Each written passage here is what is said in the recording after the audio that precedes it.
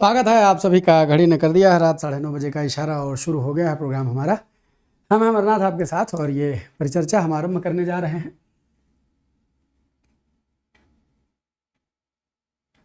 वाक्यांश के लिए शब्दों की, और वाक्यांश के लिए शब्द एक महत्वपूर्ण श्रृंखला। आप जानते हैं कि इस सप्ताह हम लोग पढ़ रहे हैं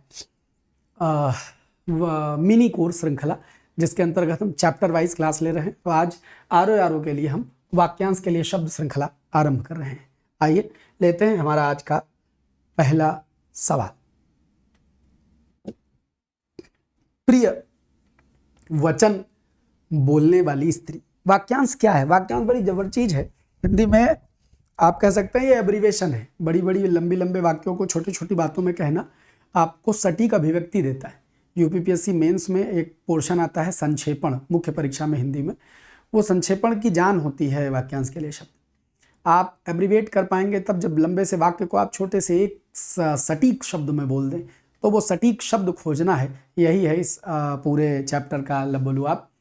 तो देखें, प्रिय वचन बोलने वाली स्त्री इसमें से कौन है? तो बड़ा सरल सवाल है। प्राण प्रिया, जो आपके प्राणों को प्रिय है। मधुरभाषी, कोई भी आदमी जो मधुर बोले उसको मधुरभाषी बोलेंगे। प्रियसी, जो किसी की प्रियतमा होती है। बड़ा सुंदर शब्द है प्रियम वद, प्रिय बोलने प्रिय। देखिए, अगर यही शब्द प्रियम वद लिखा हो, यह शब्द प्रियम वद लिखा हो, माने प्रिय बोलने वाला पुरुष, वह व्यक्ति जो प्रिय बोलता हो, तो प्रिय बोलने वाला पुरुष प्रियम वद हो जाएगा, और जो प्रिय बोलेगी स्त्री वह प्रियम वदा हो जाएगी, प्रियम वदा हो जाएगी। ठीक है, तो अच्छा, प्रियम वदा नहीं, रितंभरा है। एक शब्द है, नहीं इसकी बात नहीं कर रहा। एक शेर है दुष्यंत जी का, जिन्होंने लिखा है कि कौन कहता है सुराख आसमां में नहीं हो सकता, एक पत्थर तो तबीयत से उछालो यारो। उन्हीं दुष्यंत साहब का एक शेर है कि तुमको, उसमें लफ्ज रितंभरा का प्रयोग करते हैं। प्रियमवदा भी कई लोगों ने अपनी गज़लों और शायरियों में उपयोग किया है। दुष्यंत साहब की रितंभरा वाली लाइन में पढ़ता हूँ कि तुमको निहारता हूँ सुबह से रितंभरा, तुमको निहारता हूँ। प्रेयसी का नाम है, उनकी प्रेयसी का नाम है, मतलब काल्पनिक वास्तविक वो तो हाँ कविता के आनंद से प्रेयसी का नाम है, समझिएगा। कि तुमको निहारता हूँ सुबह से रितंभरा, शाम हो गई है मगर मन नहीं भरा। आइए, तो प्रियमवदा से हम आगे बढ़ते हैं। प्रिय बोलने वाली स्त्री को कहते हैं। अगला सवाल है बड़ा सरल सा कि खाने की इच्छा के लिए एक शब्द बताइए। खाने की इच्छा के लिए एक शब्द बताइए। सरल सवाल है, सही उत्तर दे रहे हैं आप। देखिए, लिप्सा क्या है? लिप्सा होती है लालसा, कामना, किसी चीज को पाने की बड़ी शिद्दत से, वो लालच का एक रूप होता है लिप्सा। भूख, साधारण खाना खाने, मतलब जब आपकी भूख की इच्छा होती है, खाने की इच्छा होती है, सामान्यतः वो भूख कही जाती है। लेकिन भूख एक प्रोसेस है, मतलब एक भाववाचक संज्ञा है। इसमें इच्छा का भाव नहीं है, ये नाम है, एक आपके भीतर की होने वाली प्रक्रिया का एक नाम है।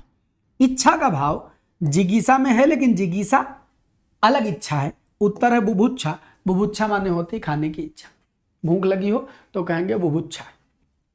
तो अगर वाक्यांश कभी पूछा जाए खाने की इच्छा के लिए, तो वाक्यांश में बुभुक्षा बोलेंगे। उसके अलावा एक शब्द और होता है, वो होता है जिघत्सा। जिघत्सा माने भी खाने की इच्छा होती है, लेकिन जिघत्सा में एक कंडीशन है कि वो थोड़ा विशेष, मतलब जैसे बुभुक्षम कुछो, भूख लगी हो एकदम, लाओ सब हब्बड़ गब्बड़ खा डालो, पेट भर जाए।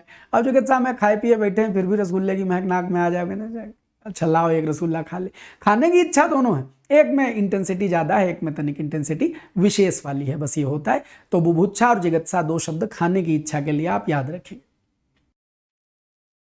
तो और बुभुक्षा के अलावा आप एक शब्द जिघत्सा भी लिख सकते हैं, लिख ही देते हैं ताकि याद रहेगा। अच्छा, आप जब जिघत्सा लिखते हैं तो दो चार और शब्द याद आते हैं। जिघत्सा माने होता है खाने की इच्छा, याद रहेगा।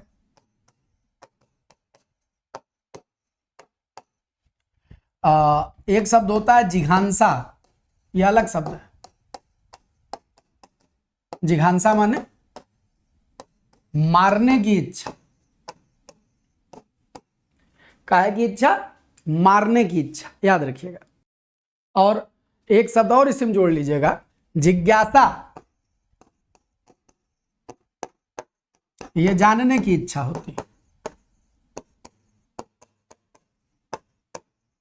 अच्छा मास्टर साहब, तो ये जिगीसा लिखा है, इसके माने क्या होता है? तो जिगीसा होता है जीतने की इच्छा, जीतने की इच्छा। तो ये शब्द सब शुरू जा से हैं, लेकिन जिघांसा अलग है, जिघत्सा अलग है, जिज्ञासा अलग है, जिगीसा अलग है। दिए गए प्रश्न का उत्तर बुभुक्षा है। तीसरे सवाल पर बढ़ते हैं। अध्यवसायी शब्द का सही अर्थ या वाक्यांश आप इसमें से चुनिए। हम तब तक इसकी दवाई करते हैं। हाँ, 4 अच्छा है, 5 4 ही रखा जाए, मजा आ रहा है 5 पर। अच्छा, लार्ज टी को ये बराबर है, रख दिया जाए, डन। तो बताइए, जो बहुत जानकार हो तो अभिज्ञ हो जाएगा, जानने वाला। जानने की इच्छा रखने वाला, तो अभी अभी बताया जिज्ञासा जानने की इच्छा होती है, तो जिज्ञासु हो जाता है जानने की इच्छा रखने वाला। अच्छा मास्टर साहब, जो अध्ययनशील हो उसके लिए एक शब्द होता है अध्येता, अध्ययन करने वाला। तो यानी कि ये सब खारिज हो गए। तो उत्तर सही क्या है? जो बहुत परिश्रमी हो, जो मेहनत करता हो। अध्यवसाय माने होता है परिश्रम, अध्यवसाय माने होती है मेहनत। तो अध्यवसायी माने मेहनती, परिश्रमी। अच्छे से याद रख लेना कि अगर कोई मेहनत कर रहा है और बहुत मेहनती है, पढ़े लिखने में मेहनत कर रहा है, तब वो कह देंगे कि भाई वो अध्यवसायी है। अध्यवसायी है माने कोई किसी भी काम में बड़े मेहनत से लगा हुआ है, उसकी प्रवृत्ति मेहनत करने वाली है, तो उसको अध्यवसायी कहा जाएगा। जो बहुत परिश्रमी हो उसके लिए, और परिश्रम को अध्यवसाय कहा जाता है, याद रखिएगा। जो एक से अधिक भाषाएं जानता हो।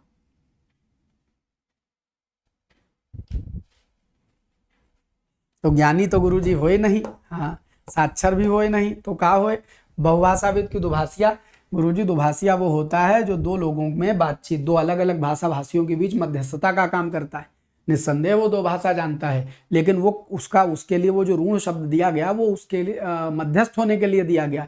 इनकी बात उन तक, उनकी बात इन तक पहुंचावे। और जो एक से ज़्यादा जानेगा, तो हिंदी में एक से अधिक को बहु कहा जाता है। एक वचन होता है, फिर बहुवचन होता है, एक माने एक और बहु माने एक से ज़्यादा। तो इसलिए बहुभाषाविद, ज़्यादा भाषाएं जानने वाले को बहुभाषाविद कहा जाता है। तो जो एक से अधिक भाषाएं जानता हो उसके लिए जो शब्द इस्तेमाल करेंगे वो बहुभाषाविद करेंगे। अगले प्रश्न पर बढ़ते हैं। सवाल संख्या 5 आपके लिए। बताइएगा, जिस खेती के लिए वर्षा जल यथेष्ट हो, माने जो पानी बरसे, वो पानी जो बरसात हुई वो बरसात ही उस जमीन को सिंचाई के लिए और उसको जितने पानी की आवश्यकता है उस पूरे पानी की संपूर्ति कर देती हो, तो ऐसी जमीन के लिए क्या शब्द प्रयोग किया जाता है? उर्वर, बंजर, देवमात्रिक, अपृहत। एक रोज में कोई और चर्चा कर रहा था तो उसमें किसी ने देवमात्रिक लिखा था। तो देखिए, उर्वर वह भूमि जो खूब उर्वरा हो, बंजर जिसमें कुछ पैदा ना होता हो, अपृहत जिस जमीन को जोता ना गया हो। उत्तर क्या है? उत्तर है सी, देवमात्रिक। देव ही जिसकी माता है, अर्थात देव द्वारा, इंद्रदेव द्वारा या दैवीय प्रवृत्ति से जो वर्षा होती है वह वर्षा ही उस जमीन को सिंचित करने के लिए पर्याप्त हो, अलग से कोई पानी न लगाना पड़े और जो उगे सब बेहतर उगे, तो ऐसी भूमि को देवमात्रिक कहा जाता है। देव ही जिसकी माता हैं, देवी शक्तियाँ ही जिसकी माता हैं, पानी से, बरसे हुए पानी से ही जिसका सारा काम चल जाता हो, तो उसको देवमात्रिक कहेंगे। ठीक, आइए अच्छे से शब्द याद रखिएगा। मानव उत्पत्ति एवं विकास की अध्येता को, अब अध्येता माने जानते हैं ना, अध्येता माने अध्ययन करने वाला, जानने वाला। तो जो मानव उत्पत्ति, आदमी कैसे पैदा हुआ, उसका विकास कैसे हुआ, इस इतिहास भूगोल की जानकारी रखता हो, उसको कौन क्या दिए गए 4 ऑप्शन में से कहेंगे? भूगर्भवेत्ता। भूगर्भवेत्ता वो होता है जो धरती के भीतर की जानकारी करता हो, भूगर्भ के भीतर के जो चीजें हैं उनका अध्ययन करता हो, भूगर्भवेत्ता। पुरातत्ववेत्ता, पुरातत्व माने पुरानी चीजों के जानने वाला, जैसे सिंधु घाटी सभ्यता में जो अर्तन बर्तन मिले, मृदभांड मिले, उनकी जानकारी रखे तो उसको पुरातत्ववेत्ता कहेंगे। वस्तुओं की जानकारी रखे पुरातत्ववेत्ता है, उत्तर यह भी नहीं है। भूकंपवेत्ता जो भूकंप की जानकारी रखे, बहुत जबर सवाल लिखा है, उत्तर है नृतत्व शास्त्री। यहाँ एक व्याख्या आपको बताता हूँ, ध्यान से सुनिएगा, बहुत काम आएगी। याद रखना, नृ जो शब्द होता है यह नृ और नर समानार्थी। क्यों नृ है? बिना वजह, मूल धातु नृ है, उस नृ से नर शब्द है, तो नर भी संस्कृत है, नृ भी संस्कृत है, दोनों ठेठ संस्कृत है। नृ धात्विक रूप है उसका और नर मूल रूप है उसका, तो बना हुआ रूप है। तो नृ और नर समान है, जिसका मतलब होता है मनुष्य। अब अगर आप नृ माने मनुष्य जान गए तो यही शब्द अब नृतत्व माने मनुष्य तत्व, नृतत्व माने मनुष्य तत्व का शास्त्री, यानी मनुष्य तत्व के नृतत्व शास्त्र। एंथ्रोपोलॉजी शब्द सुने हो, ग्रेजुएशन में पढ़ाई होती है, एंथ्रोपोलॉजी एक सब्जेक्ट होता है। एंथ्रोपोलॉजी माने मानव विज्ञान, उस मानव विज्ञान के जानने वाले को मानव विज्ञानी कहा जाता है। उसी मानव विज्ञान का एक दूसरा नाम है नृतत्व शास्त्र। क्या? नृतत्व शास्त्र, मनुष्य तत्व शास्त्र, और उस मनुष्य तत्व शास्त्र को जानने वाले को नृतत्व शास्त्री कहा जाता है। अब नृ माने मनुष्य याद कर लेना, और अगर याद कर लिया तो क्या कहो, नृ और इसमें लगा दो प, मनुष्यों का पालन करता नृप, इसी नृ में लगा दो पति, नृपति माने मनुष्यों का पति, मनुष्यों का स्वामी या मालिक। ये कौन हो जाएगा? राजा का पर्याय। नृ माने मनुष्य, नृप कह दीजिए, नृपति कह दीजिए, राजा को कहेंगे। नृ या नर मनुष्य होता है। नृतत्व माने मनुष्य तत्व, नृतत्व शास्त्र माने एंथ्रोपोलॉजी मानव विज्ञान, और नृतत्व शास्त्री माने मानव विज्ञान को जानने वाला। समझो? चलो अगले सवाल पर। दिए गए वाक्यांश के लिए 4 विकल्पों में से उचित एक शब्द को चुनिए। दिए गए वाक्यांश में 4 विकल्पों में से उचित एक शब्द चुनिए जो किसी पद पर पहले रहा हो। सत्तासीन, पदवीदार, पदारूढ़, भूतपूर्व। तो भैया सत्तासीन माने जो सत्ता पर आसीन है, सत्ता में बैठा है। पदवीदार यूं ही बना दिया गया, पदवीदार कह सकते हैं जिसके पास पदवी हो। पदारूढ़ माने पद पर आरूढ़ चढ़ा हुआ, यानी कि जो इस समय मौजूदा पद पर है। बहुत सिंपल। पहले के प्रधान, भूतपूर्व प्रधान, पहले के मंत्री, भूतपूर्व मंत्री, पहले के विधायक, भूतपूर्व विधायक, पहले के प्रधानमंत्री, भूतपूर्व प्रधानमंत्री। तो बहुत सिंपल शब्द है, जो पहले विराजमान हो, पहले पद पर रहा हो, जो किसी पद पर पहले रहा हो, उसको क्या कहेंगे? भूतपूर्व कहते हैं। दिए गए 4 ऑप्शन में वही है बेस्ट था। भवितव्य शब्द के लिए उचित वाक्य चयन करें। भवितव्य, भविष्य की बात बताने वाला, जो पहले कभी नहीं सुना गया है। भूत, वर्तमान और भविष्य देखने वाला, भविष्य में होने वाला। तो भवितव्य बड़ा सुंदर शब्द है। भवितव्य माने जो भविष्य में अवश्य होने वाला है, निश्चित रूप से भविष्य में होने वाले के लिए शब्द प्रयोग करते हैं भवितव्य। कोई डाउट नहीं होता है इसके होने में, होगा ही, उसको भवितव्य कहते हैं। जो भूत, वर्तमान और भविष्य को तीनों को जानता है, यानी जो तीनों कालों को देख लेता है, तीनों कालों को जानता है, उसके लिए एक शब्द प्रचलित है, त्रिकालदर्शी। अगर यहां देखने वाला ना लिखा होता, लिखा होता जानने वाला, तीनों कालों को जानने वाला, तो हम कह देते त्रिकालज्ञ। जो शब्द वाक्यांश में बने उसी शब्द वाला अगर आप शब्द बनाएं तो ये ज्यादा अच्छा होता है। जो पहले कभी नहीं सुना गया, अश्रुतपूर्व। अश्रुतपूर्व, पूर्व माने पहले, श्रुत माने सुना हुआ, आ माने नहीं, जो पहले नहीं सुना गया है वो अश्रुतपूर्व हो जाएगा। भविष्य की बात बताने वाले के लिए वही ज्योतिषी, ज्योतिषी शब्द हो सकते हैं। भविष्यवेत्ता भी शब्द कहा जा सकता है, भविष्य को जानने वाला। लेकिन कोई ऐसा सच ज्योतिषी के ही संदर्भ में यह सब प्रचलित है, दैवज्ञ, ज्योतिषी, इनके संदर्भ में प्रचलित शब्द है। कोई वाक्यांश में प्रचलित सवाल ये नहीं है। आइए आगे बढ़ते हैं। जानने की इच्छा वाक्यांश के लिए एक शब्द हो। दिल तोड़ के देख, इसमें से कोई ऑप्शन होगा? बताओ। इनमें से, अरे एक मिनट, इनमें से कोई नहीं, ये तो हम लिखना भूल ही गए थे। Now you have 5।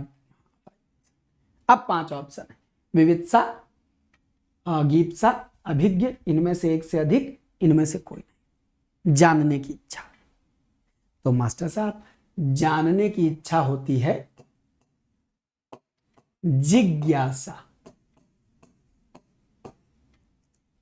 और ये जिज्ञासा ही गीप्सा है, माने जानने की इच्छा है, और ये जिज्ञासा ही विवित्सा है माने जानने की इच्छा है। ये तीन शब्द समानार्थी हैं जानने की इच्छा के, इसलिए उत्तर हो जाएगा डी। टूट गया दिल।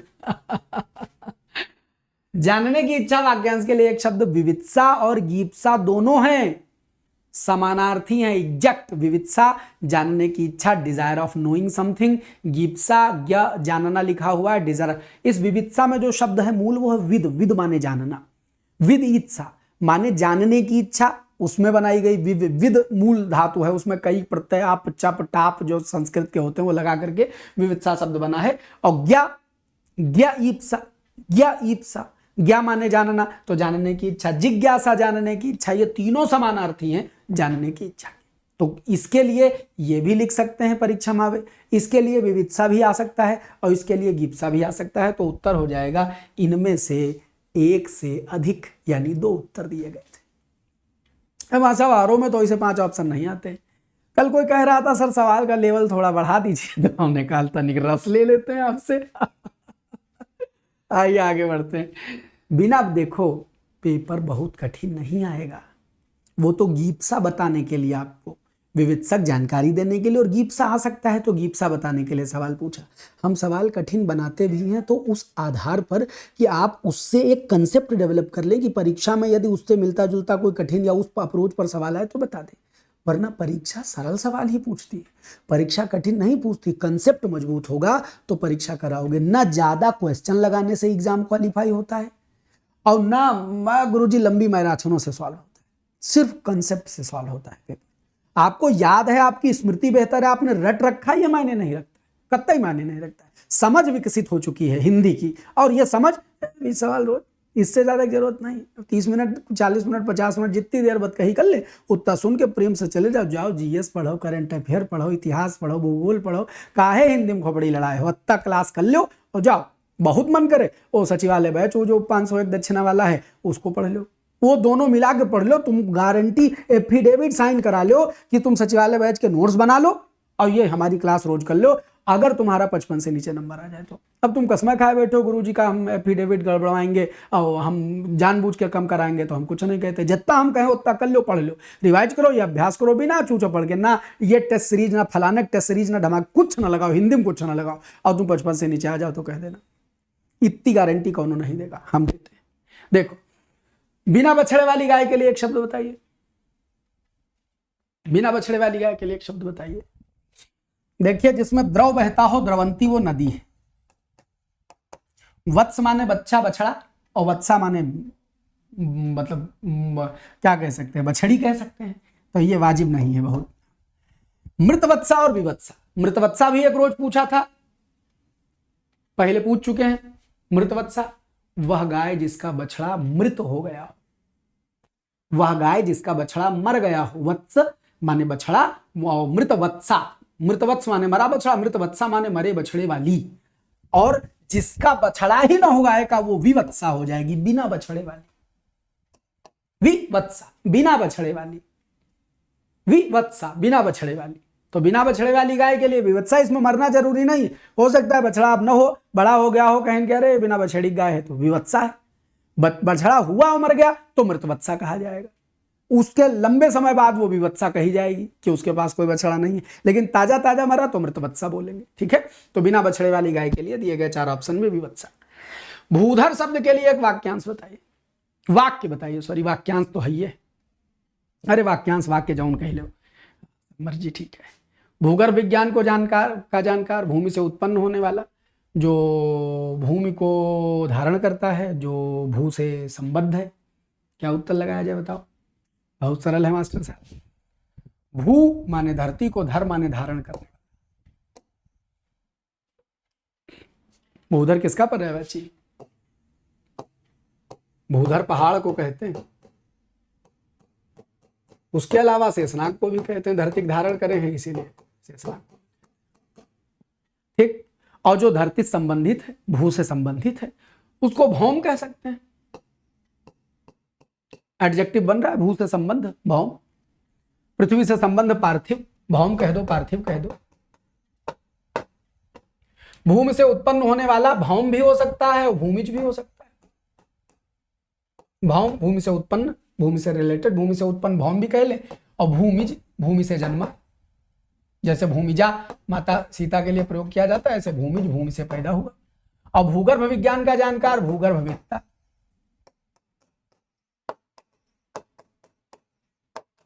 बात बुद्धि में जा रही।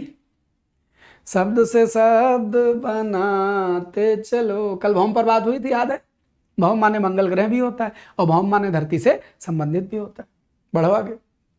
देवों को चढ़ाने के लिए बनाए गए दही, घी, शहद, चीनी और जल के योग को क्या कहते हैं? इन पांचों चीजों से मिला के क्या कहते हैं?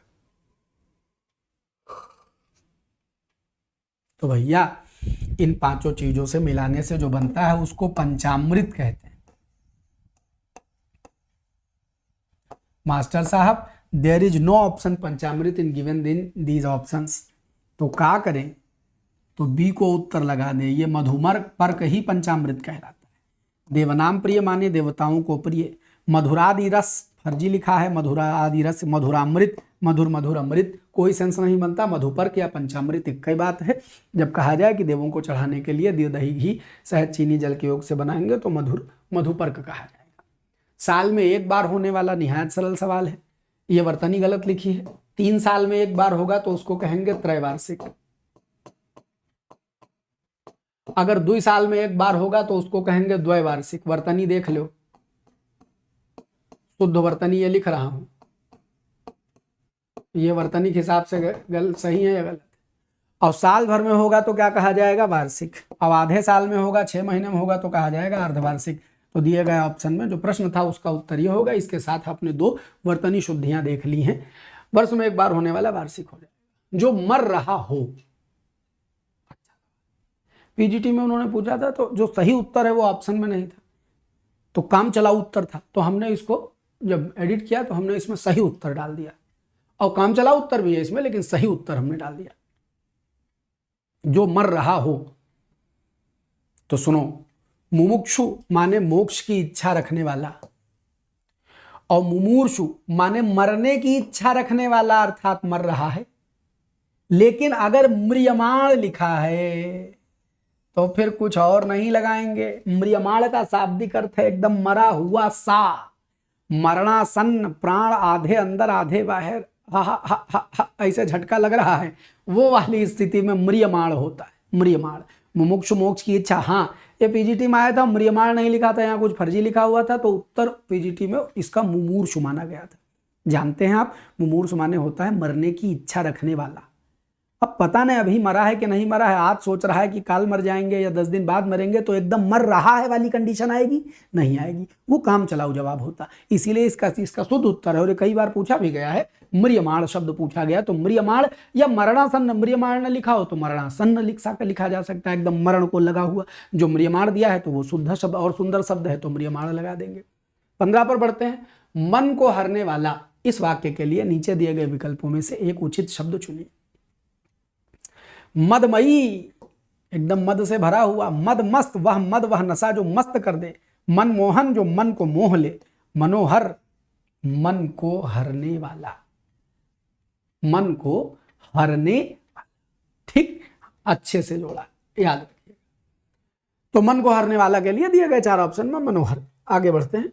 मोक्ष पाने की इच्छा रखने वाला। क्योंकि ये घटना चक्र में एक बार आया है, छपा हुआ है, और आप सब रोज हमको इसकी फोटो भेज करके हर दूसरे चौथे कि सर ये सही है कि गलत है। तो हमने कहा आज एक प्राणे निकाल दिए जाए, पूरी व्याख्या कर ले हमसे, बवाले खत्म हो जाए। सोच विचार के बताओ 4 उत्तर में से क्या लगाएंगे। तो तितिक्षा होती है सर्दी, गर्मी, बरसात, सहने की क्षमता, या ऐसी कोई तपस्या जिसमें आदमी सर्दी, गर्मी, बरसात सहे तो कहते हैं वह तितिक्षा कर रहा है। तब तितिक्षा शब्द सुने हो? मरजीवा फर्जी शब्द है, मर के जिया फर्जी। तितिक्षु और तितीर्षु कौन सा शब्द माना जाए? तो तितिक्षा रखने वाले को तितिक्षु कहेंगे जो सर्दी, गर्मी, बरसात सहन करना चाहता हो। तो अब मास्टर साहब तितीर्षु तो होता है तैर कर पार करने की इच्छा, मतलब तो इसका ये होता है, सवाल छपा उत्तर क्या माने आपने, बाकी तो काट दिए, तो क्या भी माने? हाँ मानिए। काहे मानिए? मजबूरी में मानिए। दिए गए 4 ऑप्शन में अपने आप को जस्टिफाई करने के लिए मानिए। जस्टिफाई हम कर देंगे, लेकिन पहले एक देख ले सही शब्द वैसे क्या होता है। इसके लिए सही शब्द होता है मुमुक्षु। जहां घटना चक्र में यह सवाल छपा है उसके ठीक ऊपर मुमुक्षु दिया है और दूसरे सवाल में तितीर्षु लगाया है। तो क्यों लगाया है? संसार भी एक सागर है, तो संसार सागर कहा जाता है। तो संसार सागर, भाव सागर, संसार को सागर की तुलना दी गई है।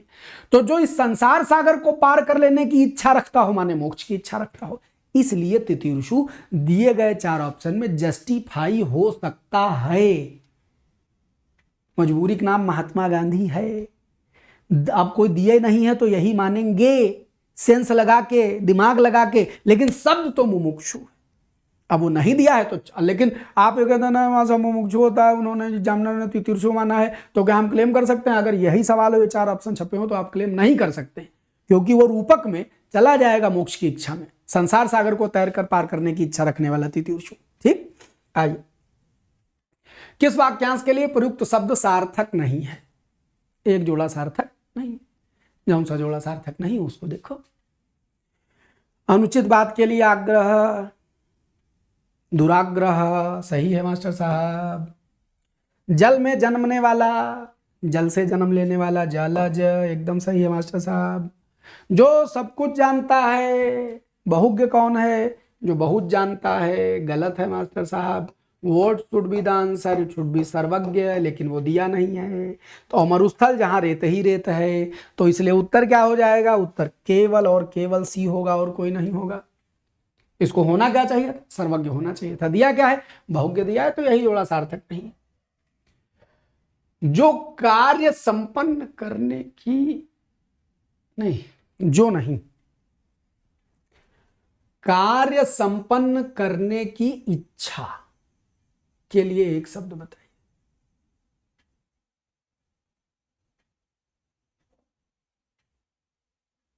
बहुत बढ़िया सवाल। टेलो टेलो टेलो, कार्य संपन्न करने की इच्छा। एक मास्टर साहब आप एक याद करवाए हैं, कार्य करने की इच्छा, काम करने की इच्छा।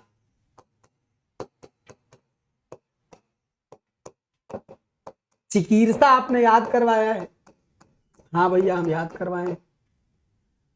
तो का मतलब इनमें से कोई नहीं है?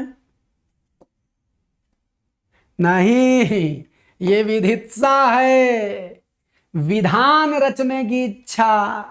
विधान रचने की इच्छा, किसी चीज को, भाई विधान रचना माने कार्य को संपन्न करना, तो विधान रचने की इच्छा विधित्सा कही जाती है। अर्थात किसी कार्य को संपन्न करने की इच्छा, किसी विधान को संपूर्ण करने की इच्छा को विधित्सा कहा जाता है। विवच्छा बोलने की इच्छा होती है और जिगीसा जीतने की इच्छा।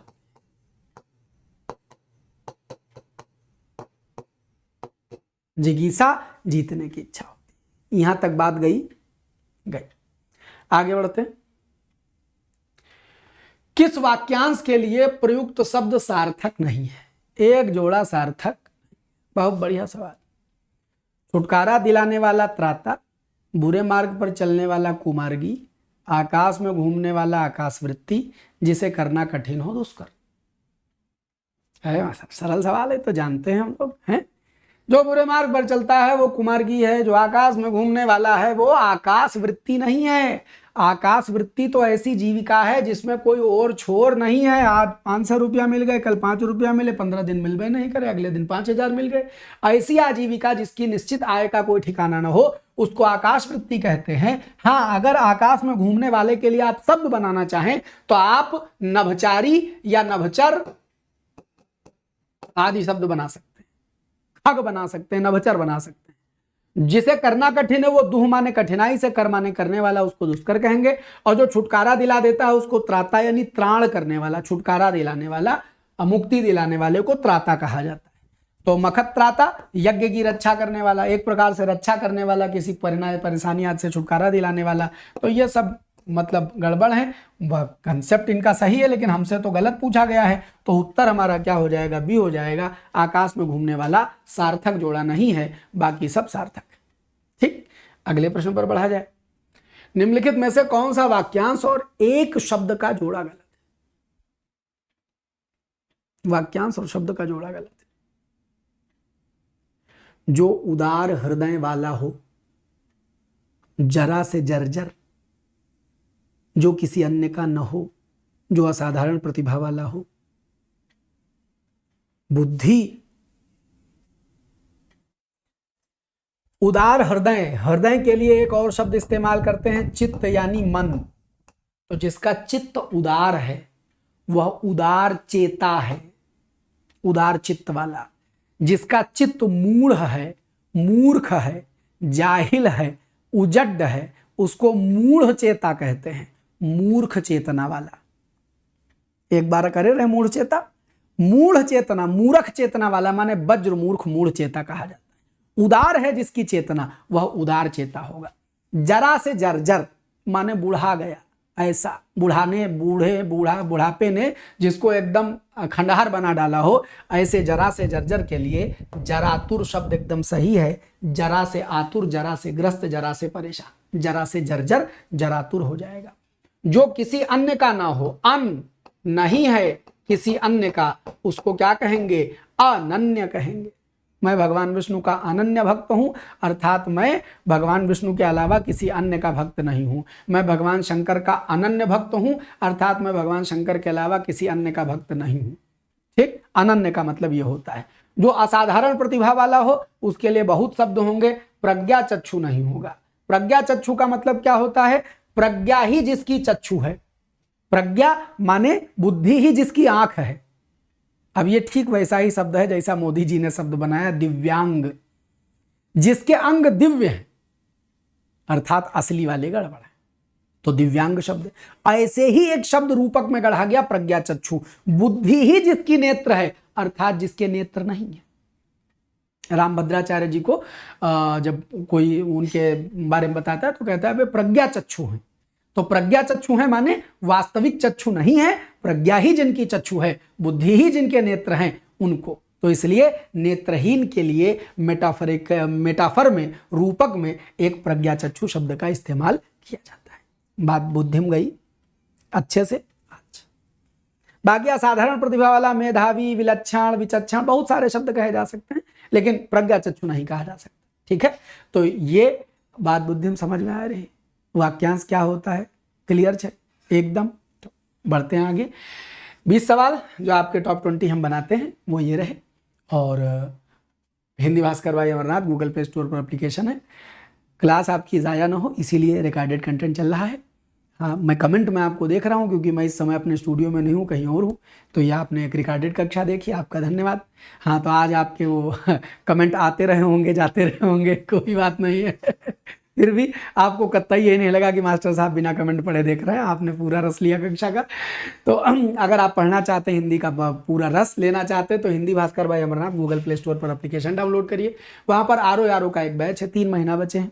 आप अगर अपने मन से पढ़ रहे हैं, अध्ययन कर रहे हैं, बड़ी अच्छी बात है। लेकिन यदि आपके लिए ये भारी ना हो तो बेहतर है कि सचिवालय बैच एक बार पढ़ लें। 15 तारीख से हम इसमें वीकली टेस्ट, 60 क्वेश्चन का एक टेस्ट देंगे और फिर उसका लाइव डिस्कशन करेंगे। ये प्रक्रिया चलेगी और अन्य कुछ विचार बनेंगे, जुड़ेंगे तो वो जुड़ते जाएंगे। बैच एक ही रहेगा, बैच बदला नहीं जाएगा। ये आरओ का मेंस बैच है, प्रीलिम्स निकाल लीजिए तब मेंस लीजिए। ये वर्दी बैच है, इसमें पूरी थ्योरी रिकॉर्डेड मिलेगी। रिकॉर्डेड थ्योरी कंप्लीट हो जाएगी, एग्जाम की जब डेट कंफर्म हो जाएगी तब हम इसमें लाइव MCQ डिस्कस करेंगे। मल्टीपल चॉइस क्वेश्चन हम MCQ इसमें डिस्कस करेंगे। नैपुण्य बैच है, PCS का प्रीलिम्स कवर करके मेंस में अभी तक कक्षाएं बीच बीच में कभी इक्की दुक्की क्लास आई हैं। इधर पिछले 15 दिनों से पहले AE का पेपर लगा हुआ था, उनके लिए एकदम लगातार समर्पित वाला मामला था। फिर असिस्टेंट रजिस्ट्रार का पेपर इतवार को हो जाएगा, तो फिर इतवार के बाद से अब इनमें कंटिन्यूअस बस 10-15 दिन का मामला है। मोस्ट ऑफ मामला निपट चुका है, तो ये कवर अप हो जाएगा। ये PCS का मेंस बैच है। अभियंता बैच PCS प्रीलिम्स का पेपर, ये AE का पेपर हो चुका है। प्री का 25 क्वेश्चन थे, बड़ी खुशी हुई। वो जिनका कतई हिंदी बैकग्राउंड नहीं था उन्होंने कहा सर क्लास कर ली है इसलिए हम 20 कराए, हम 21 कराए, 22 कराए, कोई 23 कराए, कोई 22 24 कराए, सब ने अपने अपने रिजल्ट दिए। किसी ने कहा कि सर हमारी उम्मीदें नहीं थी, हम बहुत लास्ट में जुड़े, हम 19 अटेम्प्ट कर पाए, हम खाली 1-2 दिन आपको देख के गए, 19 अटेम्प्ट करे, 13-14 कराए, हमको ये भी उम्मीद नहीं थी हम कराए। बहरहाल नॉन हिंदी बैकग्राउंड एकदम इंजीनियर साहब लोगों ने हिंदी पढ़ के हिंदी का रस लिया है। प्रीलिम्स क्वालिफाई करके मुख्य परीक्षा पढ़नी हो इसी बैच में एडमिशन ले लीजिएगा। मुख्य परीक्षा के लिए अलग अलग एक्टिविटीज़ होंगी इसमें, तो प्रीलिम्स निकालते हुए जब आपको लगे रिजल्ट आ गया है इसी बैच को कंटिन्यू कर दीजिएगा। हम इसमें मुख्य परीक्षा के लिए अभ्यास टेस्ट आदि करवाते रहेंगे। ठीक है, आइए बाकी उत्तराखंड का पॉलिटेक्निक बैच है। ये टेस्ट सीरीज तो पुरानी हो चुकी है, इसको अपडेट करवाना है। ये रीजनिंग का बैच है, ये मास्टर साहब हैं CSAT और RO की रीजनिंग का एक बैच हमारे यहाँ पढ़ाते हैं। बाकी इनका चैनल है रीजनिंग एक्सप्रेस, DC मिश्रा नाम है। अगर हम किसी को रिकमेंड कर ले नाम लेकर के तो फिर गड़बड़ बात नहीं होगी। जितना रस आपको हिंदी में आता है उतना रस ये व्यक्ति आपको रीजनिंग में देंगे। जो चले गए हैं इनके पास उन्होंने रीजनिंग का रस ले लिया है, चाहे सिपाही हो चाहे दरोगा हो। हम रिनमेल मास्टर हैं, हम बहुत फोटो वोटो नहीं चिपकाते हैं, जो घर में आ जाए उसी को बता देते हैं कि भैया फलाने सेलेक्ट हो गए। ना यहू फ़ोन करते हैं, अनअकैडमी में हमारे साथ पढ़ाते थे, तमाम सिपाही, तमाम दरोगा और तमाम अन्य परीक्षाओं में, अलग अलग परीक्षाओं में बालक सब सेलेक्ट हैं, पढ़ाई करते हैं। आप भी रीजनिंग किसी भी तरह पढ़ना चाहते हो इनसे पढ़ सकते हैं। बहरहाल इनका भी अपना कोई बैच एप्लीकेशन तो है, मेरे DC रीजनिंग एक्सप्रेस नाम से इनका चैनल है, उस पर जाकर आप इनसे बातचीत कर सकते हैं, रेगुलर क्लासेस ले सकते हैं। हमारे यहाँ हमारे एप्लीकेशन पर एक बैच है जो CSAT और RO को कवर कर देगा। एकदम पक्की बात है, इसको पढ़ लेंगे तो CSAT RO में कोई सवाल आपसे बचेगा नहीं, या आप उठा लाएंगे। जो भी 4-5 सवाल RO में मिलने हैं वो भी गलत ना हो, इसके लिए आप इसका रस ले सकते हैं। बाकी एक आधार बैच है, अगर आपको 2-3 परीक्षाएं, अगर आपको सिंगल दरोगा देना है आपको UPSI वर्दी बैच लेना चाहिए। आप कोई सिंगल एग्जाम दे रहे हैं तो आप अपना बैच लीजिए। यदि आपके पास 3-4-5 मेल के एग्जाम है, आप समझ नहीं पा रहे हैं कौन ले, तो आप आधार ले लीजिए, आधार में सब कुछ कवर करवा दिया जाएगा। वरना सिंगल एग्जाम हो तो सिंगल एग्जाम लीजिए। चलिए, तो बहुत बहुत धन्यवाद। आज के एपिसोड को करते हैं खत्म, कल मुलाकात करते हैं रात 9:30 बजे हम। तब तक के लिए जय हिंद, खूब खुश रहें, मस्त रहें, बिंदास रहें, सदा सर्वदा आनंदित रहें। इसी शुभकामना के साथ आज के एपिसोड में इतना ही।